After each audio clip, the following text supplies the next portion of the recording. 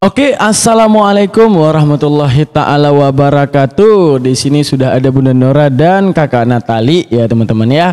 Oke, kita isi dulu jadwal kita pada hari ini.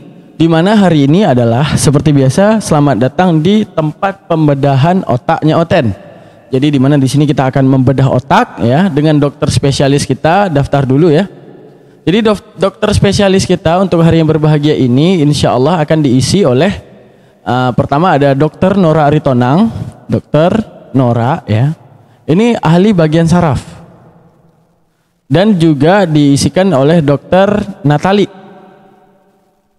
Nah, beliau ahli meluruskan saraf otak yang bengkok. Ketika neuron-neuron otaknya nggak berjalan daripada Oten, nah coba diluruskan oleh Dokter Natali. Berarti tepuk tangan dulu untuk dua dokter kita yang telah hadir. Nah, sekarang di sini ada satu pasien teman-teman ya. Bedah kita di sini udah ready banget. Ada Bunda Natali dan juga ada Bunda Nora Aritonang. Nah, oke teman-teman, tanpa kita perpanjang, mari sama-sama kita langsung masuk ke ruang operasi ya. Kita melihat Oten di sini kira-kira punya penyakit ataupun kendala apa, kira-kira bisa disembuhkan ataupun tidak. Mari kemudian kita masuk ke ruang operasi.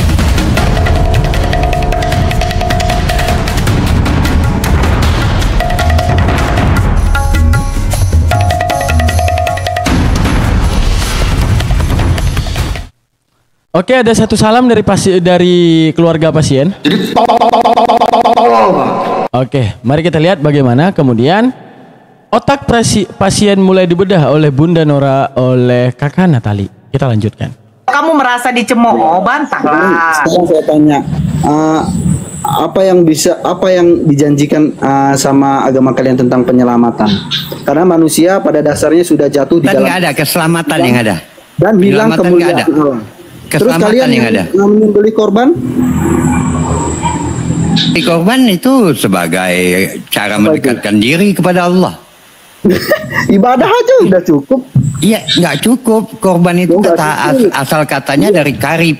Karib itu dekat artinya. Ya, sekarang gunanya untuk mendekatkan diri kepada Allah. Ya, berarti di dalam agama Islam tidak ada penyelamatan. Kamu bertanya soal itu, Ridwan. Ya enggak, nggak ada keselamatan.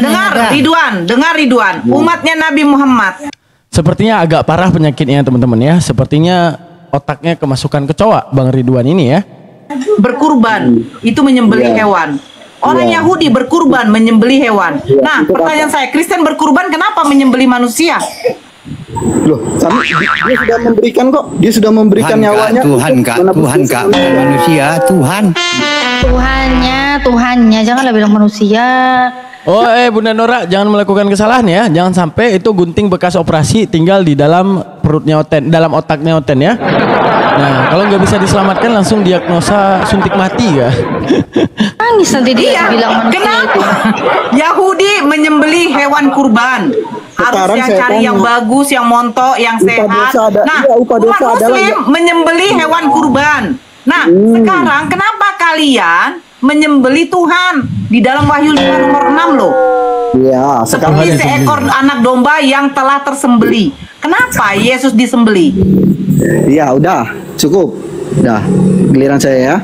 Nah, tenang dulu. Kenapa Yesus sebagai penyelamat kami? Saya tidak tanya penyelamat. Yang saya tanya, kenapa kalian menyembelih manusia? Berarti kalian adalah penyembah dewa Molok. Weh, dewa Molok lah yang menginginkan darah manusia. Dewa Molok yang menginginkan daging manusia. Minumlah cawan ini, anggur ini seperti kalian meminum darahku. Makanlah roti ini seperti kalian memakan dagingku. Ngeri kali kok kayak kanibal kalian ya. Sumanto kalah kalian buat. Iya.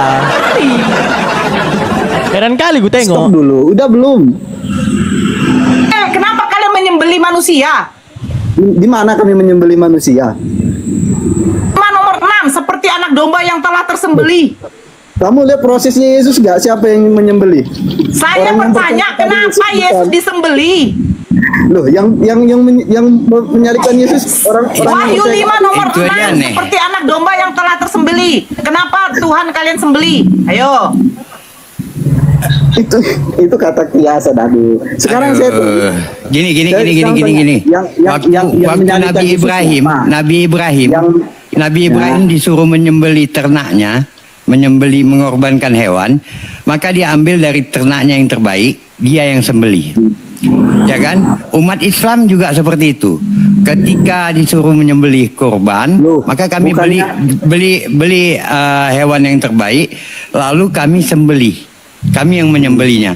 Nah, kok terus orang Kristen ketika mengorbankan, yang dikorbankan Tuhan, yang sembelih orang Romawi. Pertanyaan. Iya juga ya teman-teman ya. Jadi ibaratnya sekarang ya, kasus-kasus yang kita tinjau, mutilasi aja penjaranya itu bahaya ya. Maksudnya vonisnya berat. Ini Tuhan loh disembelih, dimutilasi, itu gimana itu teman-teman? Kok nggak ada ininya ya? Seharusnya berarti Kristen ini harus dipenjara semua teman-teman. Kasus mutilasinya itu jauh lebih parah daripada kasus mutilasi yang terjadi di Indonesia ya teman-teman ya. Karena apa? Yang mereka mutilasi Tuhan coy. Saya, yang Ibrahim mau mengorbankan anaknya Ismail, permintaan siapa? Kan itu kan di Coba Ridwan. Itu cobaan, itu ujian. Jadi nggak? Hah? Jadi nggak dikorbankan manusia? Nah itu Jadi yang nggak? minta siapa? Itu yang Jadi minta nggak? siapa? Jadi Yang minta nggak? siapa? Yang minta siapa? Jadi nggak? Enggak, yang minta Itu siapa? sebagai bentuk daripada nazar Ibrahim yang ditagih oleh Allah. Nah kan kalian kan Ismail, yang minta siapa? Allah. Iya, itu bentuk nazar Ibrahim yang ditagih oleh Allah.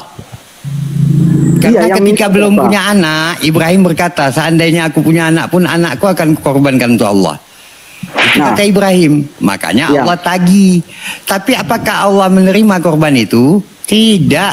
Allah pun tidak mau. Ya sekarang pertanyaannya begini, pertanyaan. Ngapain kau tanya lagi kalau udah kayak gitu? Udah jelas. Sekarang, loh pertanyaan begini. Udah, gantian kamu yang ditanya. Gantian. Tadi. Gantian dong. Kan nggak percaya Enggak. iman Kristen. Iman Kristen. Oke. Setelah diagnosa oleh dua dokter ahli kita, ada dokter Nora dan dokter Natali. Mari kita bedah. Kira-kira penyakit apa yang diderita oleh Oten ini kira-kira bisa sembuh ataupun tidak. Mari kita bedah otak daripada Oten.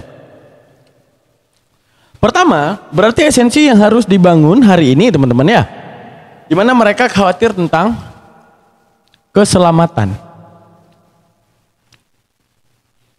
Bedanya, tahu nggak apa teman-teman? Dalam prosesi dia berpikir tentang keselamatan, dia baca Bible. Bible bikin janji bahwa manusia akan selamat melalui salibnya Yesus. Sekarang sama, berarti ada konteksi yang namanya dia membaca satu literasi ya, dalam membaca. Sekarang kita meninjau keselamatan dalam Hindu. Sama seperti membaca kitab Weda, dan daripada kitab tersebut akan terpaham bahwa dewa-dewa daripada kehinduan ini yang akan menyelamatkan mereka. Tapi kalau kita di Islam, apa di kita di Islam? Adanya Al-Quran, kita paham bahwa setiap manusia jikalau bersalah meminta ampun, Tuhan mengampunkan, maka Allah berikan kita surga. Pertanyaan kita, andaikan tulisan daripada Bible tidak ada, dari mana kamu tahu dari mana kamu akan tahu sejarah penyaliban? Dari mana kamu akan tahu anak manusia? Dari mana kamu akan tahu adanya Yesus? Kamu nggak akan tahu tanpa Bible. Sekarang Hindu, tanpa kita Weda, dari mana kamu tahu segala dewa ini tanpa tulisan-tulisan yang diseratkan untuk orang di tahun 2025 ini? Lalu apa bedanya Kristen dengan Hindu ini? Yang kemudian tahu penyelamatan itu daripada kitab yang mereka baca. Bible pun sama. Sekarang kita meninjau Al-Quran. Lah bang, nggak boleh gitu bang. Al-Quran kan sama. Kalian tahu keselamatan itu ada pada Nabi Muhammad, ada pada Allah. Itu kan melalui Al-Quran. Tanpa itu kalian dari mana tahu Allah? Dari mana kalian tahu Nabi Muhammad? Dari mana kalian tahu keselamatan? Oke, kita bahas dari keselamatan dulu. Siapa bilang keselamatan itu dari Nabi Muhammad? Tidak ada yang bilang itu teman-teman. Keselamatan dari Islam adalah daripada diri pribadi. Contoh, selamatnya kita daripada murkanya makhluk ataupun murkanya teman kita, yaitu saat kita bersalah datang kepada teman kita, woi maafin aku, ya, maka selesai, selamat, minta maaf. Oke, di dalam teologi Islam, di dalam hal keselamatan pun sama. kamu datang kepada Tuhanmu, jika kalau kamu bersalah, Tuhan mengampuni, Tuhan mencintaimu, maka Allah janjikan surga. Kira-kira tanpa Al-Quran kita bisa nggak berpaham ini? Sangat bisa. Itulah yang mengatakan bahwa Al-Quran ini murni datang daripada Tuhan karena selalu berbicara sesuai dengan konsekuensi manusia berpikir. Tepuk tangan untuk Al-Quran. Jadi mereka kekristenan tanpa Bible dari mana tahu penyelamatan daripada darah Yesus? Orang hidupnya di tahun-tahun sebelumnya kok nggak ada yang tahu itu. Dari mana mereka akan kenal Yesus tanpa tulisan Bible? Begitu juga dewa-dewa yang disembahkan oleh agama-agama lain. Dari mana mereka tahu tanpa ada tulisan yang memberitahukan penyelamatan dan semuanya dan segala konsepnya? Kalau kita Islam, oke, kita tahu adanya maghfirah, ampunan Tuhan.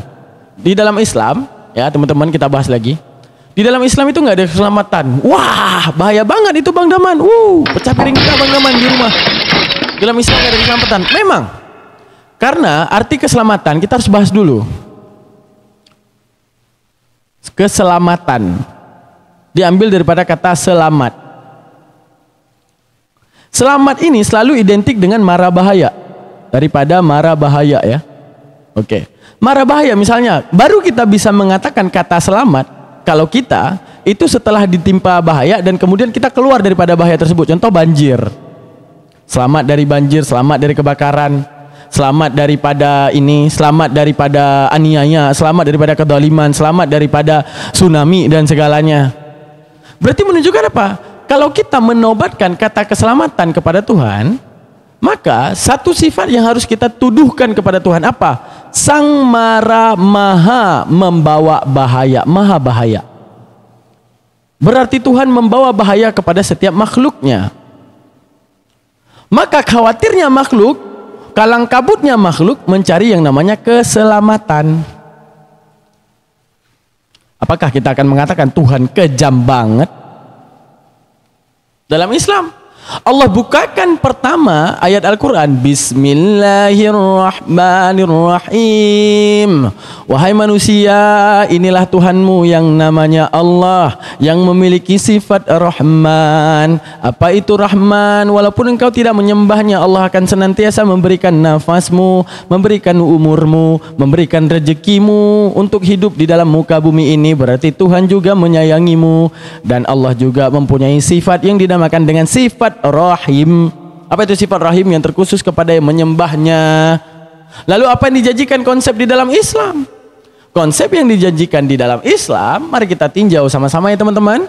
Di dalam Islam itu tidak meninjau keselamatan, karena di dalam Islam itu tidak meyakini bahwa Tuhan itu Sang Maha Mara membawa bahaya terhadap makhluknya.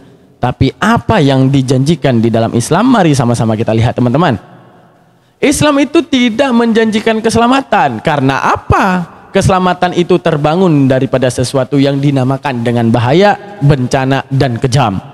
Kita selamat dari Tuhan Maha Kejam. Lalu makhluk kalang kabut mencari kelapangan daripada kekejaman Tuhan. Wow, mohon maaf. Islam tidak mengajarkan bagaimana kemudian kita mengklaim Tuhan dan memfitnah Tuhan seakan-akan Tuhan itu memberi bahaya kepada makhluknya. Nah, apa yang dikatakan?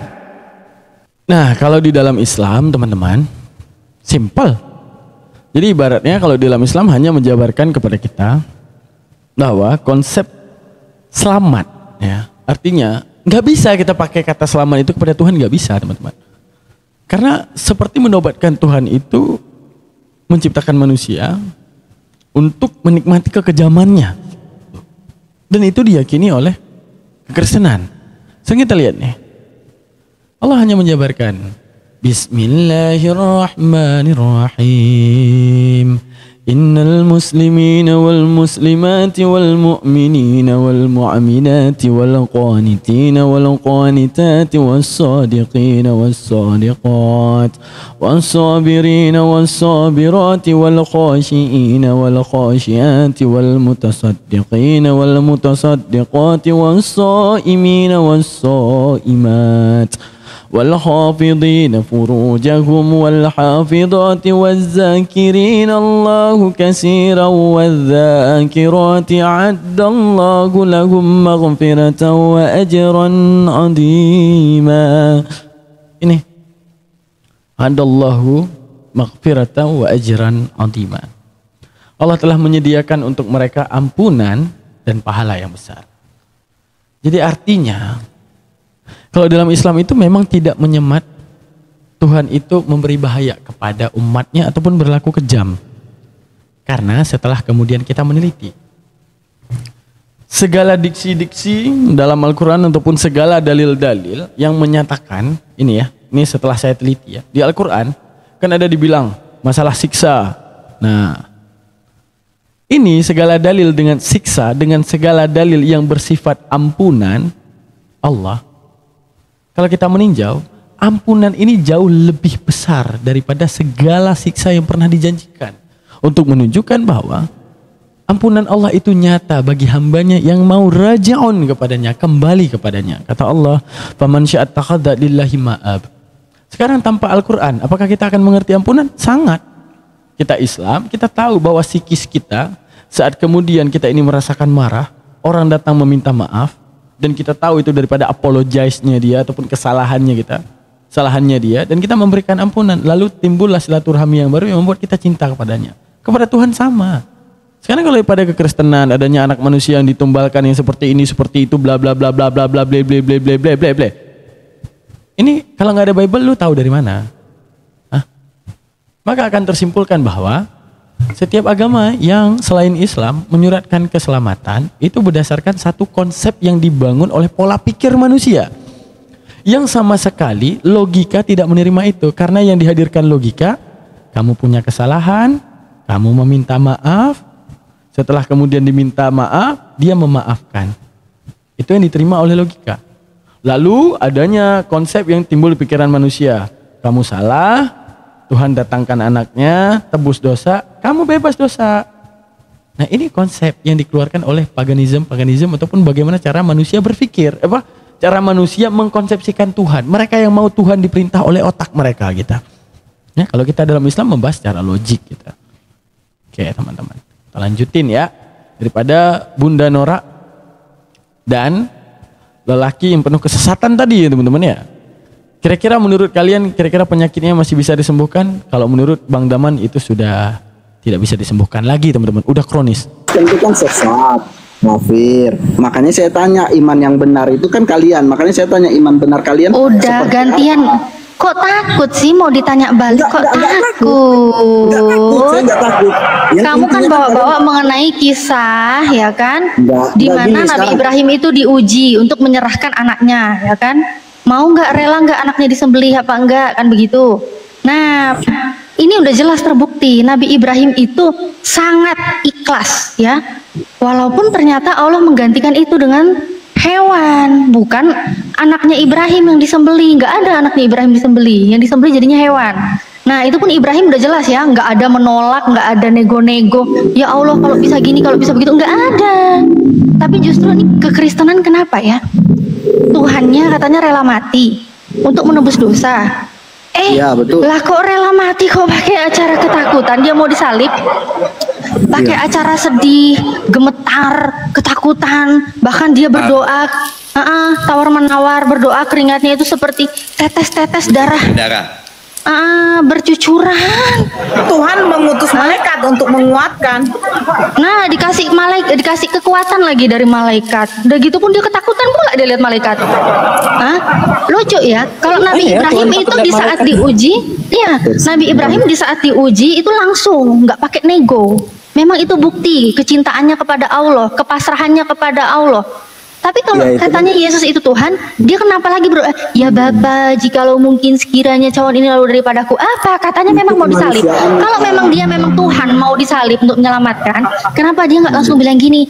Bro, aku udah waktunya disalib nih. Ayo dong, cepetan dong. Lama banget sih, cepetan dong disalib. Kenapa nggak gitu? Kenapa dia harus menghindar? Bahkan dia sembunyi, dia ketakutan. Kenapa harus begitu? Jawab. Sekarang saya jawab ya, saya jawab. Yesus kenapa gemetar, Yesus kenapa takut, kenapa Yesus berdoa, itulah pokoknya karena dia menunjukkan di situ letak kemanusiaan. Manusia nggak ada yang mampu memikul beban seperti itu beratnya. Itu menggambarkan bagaimana perjalanan hidup. Nggak nyambung. Bukan gitu masalahnya. Mau dia itu letak manusia, Ibrahim juga manusia. Malahan lebih levelnya kalau menurut iman Anda. Yesus Ya, itu kan levelnya versi Tuhan loh. kalian, Ibrahimnya Loh, Ismail. loh, kok- Kalau ke versi Kristen, Loh. Ibrahim itu kan mengorbankan Ishak, anaknya. Oh yang jadinya kedua. Ishak. Oh jadinya Ishak yang disembelih. Kalau di Kristen Ishak yang Karena disembelih, kan bukan domba. duluan Injil daripada Enggak. Saya enggak ngomongin Ishak atau Jaraknya Ismail. jauh. Akhirnya anaknya Abraham disembelih enggak? Nggak ada yang disembelih. Hah? Ada enggak yang disembelih? Nggak ada. Semua nggak ada yang disembelih. Diganti dengan domba. Iya, Abraham terus menolak tadi nggak? kan- Abraham tadi kan menolak nggak? Enggak. Permasalahannya di sini. pertanyaan Abraham pertama kan menolak tadi nggak? diminta apa? Pertanyaan pertama tadi diminta Bukan apa? masalah Siapa diminta yang apa. siapa Ini yang adalah menyembelih bukti. manusia? Nah, Siapa kan yang nggak nyambung menyembelih kan? manusia? Ya udah, kesurupan Nggak dulu, ada. kesurupan dulu. Bukan kesurupan. Nggak ada orang Kristen menyalibkan Yesus. Yang menyalibkan Yesus siapa? Orang Yahudi kan? Bukan orang yang percaya kepada Yesus. Ya. Ini udah nggak bisa sembuh teman-teman ya. Gimana Iya, caranya Kristen ini? aja belum. Ini emang udah penyakit kronis. Kalau stadium udah stadium 3 nih teman-teman. Ini bayangin nih. Pernyataan dia yang kita pegang tadi ya. Oke. Siapa yang menyalib Yesus? Kalau kita tanya kepada mereka, Yahudi yang nggak percaya Yesus. Nih, Yahudi yang tidak percaya Yesus. Dia tidak percaya nih. Dia nyalib Yesus. Ya. Seharusnya yang namanya penyaliban, dia itu sifatnya sakral. Yaitu adalah orang yang percaya Yesus ini sebagai tebusan mereka. Dengan ikhlas mereka datang memaku salibnya dan kemudian memaku Yesus. Dan Yesus pun gak perlu diuber-uber dan diarak-arak. Kalau ini memang misi tebusan daripada YHWH ataupun daripada Tuhan itu sendiri. Tapi kenyataannya ini kayak orang ketangkap basah nyolong, tiba-tiba diarak-arak warga, ditombak sama warga, diludahin, sama ditonjok tuh. Jadi kalian mau bilang bahwa apa? Kalian ditebus dosa oleh ulah orang yang nggak percaya bahwa pengorbanan dia di tiang salib adalah menebus dosa kalian. Maksudnya gini, kalian ditebus dosa oleh ulah orang yang tidak percaya dosa itu ditebus. Gue kagak ngerti, gue kagak. Maksudnya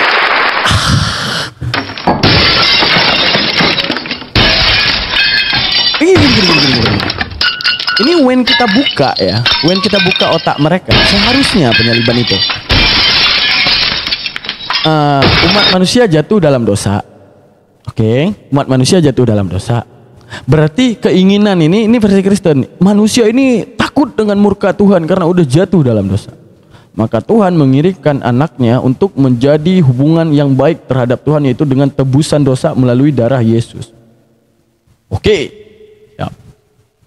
Namun berarti matinya Yesus di tiang salib keinginan siapa? Kristen. Karena kalau nggak diingini Kristen, berarti Kristen tidak ingin dosanya ditebus. Berarti Kristen yang paling menginginkan si Yesus ini harus mati di tiang salib. Oke. Seharusnya orang yang percaya Yesuslah sebagai Tuhan, yang sukarela menjemput Yesus, yang sukarela kemudian mendirikan salibnya Yesus, yang sukarela kemudian memaku tangan Yesus. Ini enggak. Justru orang yang tidak ingin dan tidak percaya bahwa mereka ditebus dosa, yang datang bunuh nih orang. Makanya kalau kita meninjau di apa teman-teman, kita buka ya datanya di Matius 7. Ini Matius 7. Di dalam Matius 26 ayat 3. Coba lihat nih Matius 26 ayat 3 nih, coba. Matius 26 ayat 3. Perhatikan bareng-bareng teman-teman. Pada waktu itu berkumpullah imam-imam tua-tua bangsa Yahudi di istana besar bernama Kayafas. Oke, berarti orang Yahudi ya, bukan orang Kristen. Dan mereka merundingkan satu rencana untuk menangkap Yesus dengan tipu muslihat. Tahu nggak arti tipu muslihat teman-teman? Tipu muslihat konsekuensinya, tahu nggak apa? Konsekuensinya tipu muslihat itu ada yang namanya penipu, ada yang namanya tertipu. Kalau nggak akan dinamakan tipu muslihat. Sekarang penipunya siapa? Yahudi. Merekayasa kematian Yesus, yang kemudian mereka percaya sebagai tebusan dosa. Karena apa? Mereka yang merencanakan tipu muslihat untuk membunuh Yesus. Berarti sekarang umat mana yang sekarang lagi kena tipu dengan apa yang direncanakan Yahudi? Kristen. Mereka kenapa nggak sadar hal itu sih? Gimana? Mereka itu, ini sudah sangat kronis, Dan jalur penyembuhannya nggak bisa ditempuh lagi oleh dokter Nora dan dokter Natali ini sepertinya ini. Ini harus langsung suntik mati teman-teman. Karena ini udah mewabah ya teman-teman ya. Penyakit yang seperti ini memang tidak bisa kita konfirmasikan bahwa ini didiagnosa bisa sembuh. Udah kagak bisa sembuh ini. Ada tendu. Tunggu dikit lagi. Masalah Nabi Ibrahim. Masalah Nabi Ibrahim kita bahas. Ya, sorry ya, kita bahas lagi ya. Nah, karena kita udah ambil poinnya, masalah Nabi Ibrahim. Nah, masalah Nabi Ibrahim pernah mengatakan bahwa dia yang paling cinta Tuhan. Dia cinta banget sama Allah. Dia meminta kepada Allah, ya Allah, saking aku sayang kepadamu, lihatlah semua ternak-ternakku aku kurbankan, ya kan? Saking aku cinta kepadamu, kalau aku punya anak, anak pun akan kukorbankan. Maka saat itu psikisnya Nabi Ibrahim beradu di antara dua, cinta Allah dan cinta anak. Makanya Allah menguji, wahai Ibrahim, engkau telah mengatakan bahwa engkau mencintaiku. Sekarang ada satu anak yang kau nanti-nantikan kelahirannya, mana yang kau pilih, aku atau anak tersebut? Lalu Nabi Ibrahim tanpa berpikir panjang, Nabi Ibrahim memilih Allah Ta'ala dan mengorbankan Ibrahim. Dan Nabi Ibrahim juga lebih memilih Allah dan bersedia untuk kemudian dikurbankan. Setelah dikurbankan, karena itu adalah ujian dari Allah, Allah cuma mengatakan, iya aku percaya kamu cinta deh sama aku nih, ya udah aku gantiin dengan kibas ataupun domba tersebut. Kalau di Kristen gimana? Maksudnya Isa betul-betul digorok lehernya apa gimana sih? Wah, serem juga ya teman. Wah, parah. Itu difitnah lagi nih kita tuh sama mereka. Tapi ring emang agama orang ini, guys. Lu Ten, gini ya Ten, ini tadi permasalahannya ini, kamu bawa Abraham, bawa Ibrahim, itu berarti sangat tertampar buat Anda, di mana iman Anda itu Tuhan Anda katanya rela mati untuk menebus dosa. Ya. Dengan cara menebus dosa dia harus mati. Kalau jelas, kalau dia jelas, apalagi dia sayang sama ciptaannya, kenapa dia pakai takut? Itu dia takut beneran atau pura-pura takut? Karena sudah dari sananya upah dosa ialah maut, kematian. Saya nggak nanya upah dosa adalah maut, Uculuk. Tuhanmu itu ketakutan, ya kan? Iya, sekarang yang bisa Tuhanmu itu ketakutan, beda dengan Ibrahim. Ibrahim nggak ketakutan, dia langsung lurus jalan aja, dia berserah diri kepada Tuhan. Sedangkan ini Tuhanmu yang katanya memang dia itu mau disalib, dia datang udah siap mau disalib malah ketakutan. Dia berdoa lagi. Gimana dia bilang aku takut? Oh, mau lihat? Saya tunjukin datanya coba tunjukin. Oke, udahlah dia takut. Dia cuma mengatakan sekiranya kalau hukum ini bisa berlalu daripadaku. Itu kan kemanusiaan. Kemanusiaannya. Tidak kemampuan. Takut. Ini kutunjukin. Kemanusiaannya ujung-ujungnya. Yesus takut ya. Hatiku. Iya. Sedih, seperti mau mati katanya. Siapa juga ya, ada Davis Poli dari Protestan. Nih ya. Kubukakan ini, dikira aku bohong. Ya, kasih tahu gak ada tali, jangan kira bohong nanti sama mereka. Ternyata udahlah takut, dikasih kekuatan dari malaikat. Apa pula ya? Nih. Salah besarin, woi. Ngapain dibesarin bukan orang? Darah lu, itunya keringatnya ngeri kali. Matanya udah melotot belum, Ten? Oke, mari kita saksikan. Udah melotot, bentar aku mundurin lagi ya. Mau mundurin ya. Apa lagi nih notifikasi? Kita apa? Ini ya. Dalam majalah Bobo. Lukas, ini mesti nggak pernah baca, makanya baca jangan sepotong-sepotong dari Kejadian sampai Wahyu dibaca. Aku nggak tahu sih, Biblemu ada isinya kayak gini. Nih, ini malaikat ini datang nih untuk memberi kekuatan kepada Yesus ya. Maka seorang malaikat dari langit menampakkan diri kepadanya untuk memberi kekuatan kepadanya. Ia sangat ketakutan. Tuhan kok takut? Kok Tuhan berdoa? Ia sangat ketakutan dan makin bersungguh-sungguh berdoa. Peluhnya menjadi seperti titik-titik darah yang bertetesan ke tanah. Kasihan sekali. Ini gimana sih? Mbak Nata, jadi ada pertanyaan nih lah. Pertama, seekor Tuhan tidak tahu kapan malaikat akan datang. Kedua, dia takut. Ketiga, dia diberi kekuatan oleh malaikat. Kenapa nggak dirinya langsung yang memberi Makanya heran ya. Keempat, dia ketakutan. Mana bang? Gemeter. Melihat malaikat pertama kali. Masa seekor Tuhan nggak tahu bentuk malaikat? Aneh. Jangan seekor lah, jangan seekor lah, orang itu, anaknya orang itu, jangan Kalau seekor seorang lah. dibilang on off gitu, susah juga. Seorang. Itu di mana? Itu di mana, Bu? Itu di mana? Oten. Makanya baca Bible tuh dari Kejadian sampai Wahyu. Iya. Paham nggak? Lukas 22. Ada lemes baca kalian. Lukas berapa? Lukas 22. Lukas 22. Lucu kalian ten ya. Katanya mengenal Yesus, pengikut Yesus, berita Yesus, detik-detik dia sebelum katanya meninggal aja kalian nggak tahu ceritanya kayak apa. Ayat berapa, Mbak? Lukas 22. Mulai 43 tuh, baca aja tuh terus tuh. Mulai Jadi 37 mana ilham Roh makin Kudus berserak, kalian? dia Oi, berdoa mana lagi. ilham Roh Kudus kalian yang kalian gempar-gemporkan itu? Mana ilham Roh Kudus kalian? Roh Kudus akan membimbing lah orang Islam yang rajin baca Bible. Gimana sih? Aduh.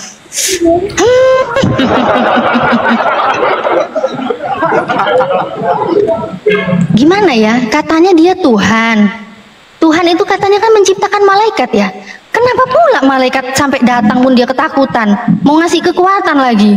Aduh, gimana? Kita lihat bagaimana Oten yang ngebantah ya. Pasti aja ada jawaban. Pasti jawabannya bukan di kitab ini. Jawabannya buka Filipin. Suka-suka orang nih, Korintus. Suka-suka orang nih. Nah ini gimana ini? Gak bahaya tadi kira? Gak bahaya tadi? Aduh. Ini Tuhan juga berdoa, ini ngapain Tuhan berdoa? Aduh, bahaya lagi Tuhan berdoa ini. Katanya emang udah siap untuk disalib menebus dosa. Kau sudah siap, apalagi dia harus takut dia berdoa lagi. Bahkan di Matius 26 ya 37 ya. Dia berdoa, ya Bapakku, jikalau sekiranya mungkin biarlah cawan ini lalu daripadaku. Tolong bacakan, Bu. Ini kan kitabnya kan, Bu? Ini kan kitabnya yang dibaca tadi kan? Ya bacalah. Ini kan, Baca. Baca nih. Alkitab apa? Alkitab ini kan? Ya kau lah baca. Ini Alkitab. Ini tadi aku udah baca. Ini aku udah baca tadi. Ini kan Alkitab. Oh, terjemahan dunia baru yang dipakai Saksi Yehova Ini juga Alkitab, Bu. itu. Ini kan? Baca dulu. Ya Baca bacalah Biblemu. Kenapa? Kau jijik kah? Kau baca Biblemu kau jijik? Kau bacalah. Udah dalilnya aku bilang, udah aku sebutin nih. Baca. Lukas 22. Kau udah baca, enak aja kau nyuruh-nyuruh aku. Kau lah yang baca, kau nggak bisa baca. Kau jijik baca Biblemu. Alkitab ini kan? Kau baca. Alkitab ini kan? Kau jijik baca Alkitab Biblemu. ini kan? LAI, Alkitab. Bible LAI TB. Ini Alkitabmu kan? Ini Apa sih Alkitabmu kan? Apa sih ini orang? Itu Biblemu bukan Bibleku. Ini punyaku ini punyaku. Ini punyaku. Ini punyaku, bukan itu. Ini punyaku, itu punyamu. Ngapain punyaku ada di kau? Ini punyaku. Maksudmu apa sih? Kok bacalah, kok jijik cuma Oi, kabar baca, sampul. oi. Aku ya punya ini loh fisiknya, aku ya punya ini LAI. Punya LAI. Ini kan? Ini. Ya udah kau baca, kau jijik. Baca. Jijik baca. Memang ya, bahaya ya. Ini orang Kristen ternyata punya Bible nggak mau dibaca, malah nyuruh orang baca. Ini kan? Jijik dia mau baca, jijik mau baca. Mbak Nata, Ya, Mbak moderator, saya izin Isya bentar ya. oh siap bang. Oke. Juga saya izin sedikit ya. Di sini udah dapat bulan. Baca. Oke. Baca tolong. Nggak mau, enak aja nyuruh orang. Baca tolong katanya, nggak jelas banget sih kamu. Tolong baca. Nggak mau nolongin. Kamu lah baca sendiri. Kok nggak bisa baca? Kenapa dia nggak mau jijik. baca, guys? Ini kan kitabmu. Ini kitabmu kan mau dibaca. Apa sih ini? Nah, cuci sampah kau sana kau di bawah. Ludahnya, cuy. Cuci sampah Ludah kau kudus sana. hilang. Nggak bisa diskusi kok. Enak aja nyuruh orang. Dasar penjajah. Naik komal muslim, nyuruh orang. Gila. Mana nih? Kok nggak ada yang jawab? Jawab dulu biar bisa kita reaksi ini. Oke. Bentar. Aku sapa dulu nih Julio nih. Siapa nih Julio? Oke lah teman-teman, Selamat udah kelar malam, ya. Bu. Kita udah dapat satu kesimpulan. Malam. Selamat malam. Iya. Ya, Kristen. Kristen, Bu. Oke, silakan. Nah ya, kita tunggu jawaban ya. Ini Berjalan ada jawaban Bisa ini dilanjut. dari Bang Julio nih. Ya, Jangan kemana-mana makasih. dan kabur. Makasih banyak, saya mantau dari tadi. Si yang naik tadi itu sepertinya bukan levelnya ibu. Udah ditelanjangin gitu, masih aja bertahan. Jadi ya apa sekali diturunkan aja, Bu. Oke, Bu. Kagum sekali, Bu. Saya juga tidak punya kekuatan, pengetahuan dalam Kristen. Cuman saya sedikit ada punya satu pertanyaan atau dua, kalau diizinkan satu saya tanya ke Ibu, boleh, Bu? Boleh, silakan. Mau nanya apa, Bang? Boleh, nanya boleh. Ini gimana mengenai Yesus ini berdoa? Dia ketakutan, katanya dia siap disalib. Nggak bisa jawab. Saya awam, Bu. Saya cuma mau nanya, ini di Quran surat Al-An'am ayat 108. Mohon maaf ya, saya baca terjemahan ya. Dan janganlah kamu mencela sesembahan yang mereka sembah selain Allah, karena mereka nanti akan mencela Allah dan dengan melampaui batas tanpa pengetahuan. Itu maknanya kemana ya, Bu?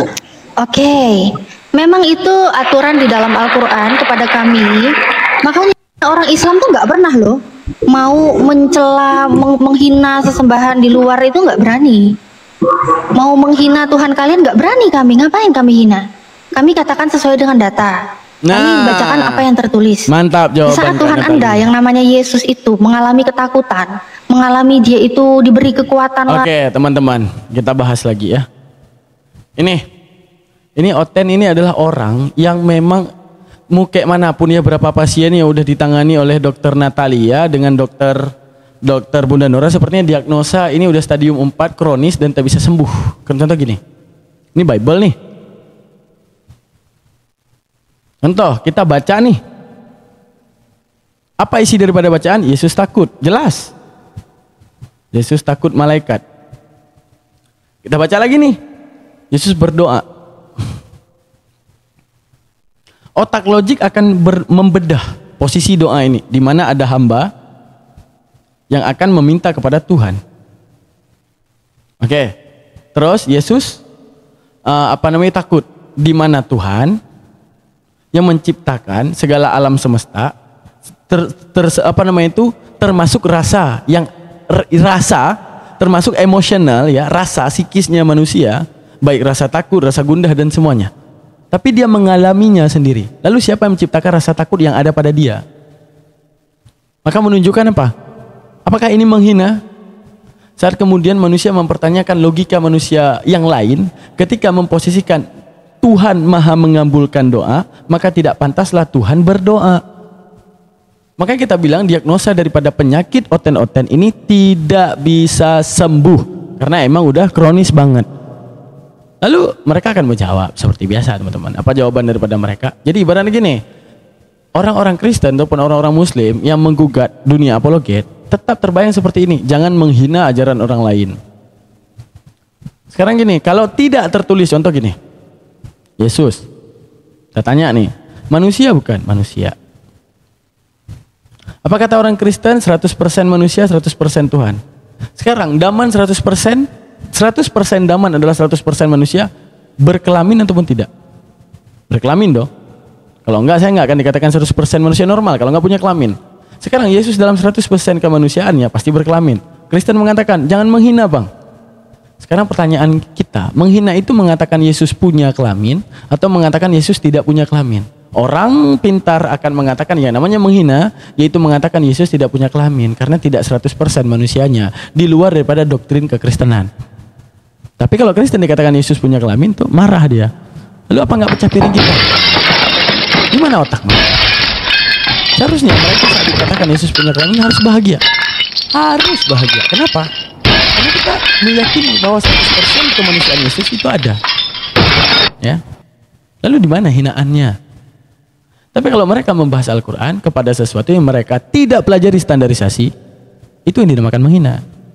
Jadi kalian Kristen boleh membahas Al-Quran syarat, pelajari ilmu Al-Quran, karena standarisasi Al-Quran itu bukan Roh Kudus.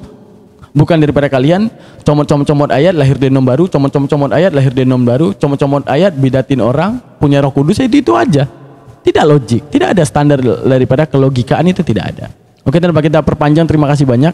Ada salam daripada Om Deddy Kobuzer buat oten-oten yang ada dimanapun Anda berada.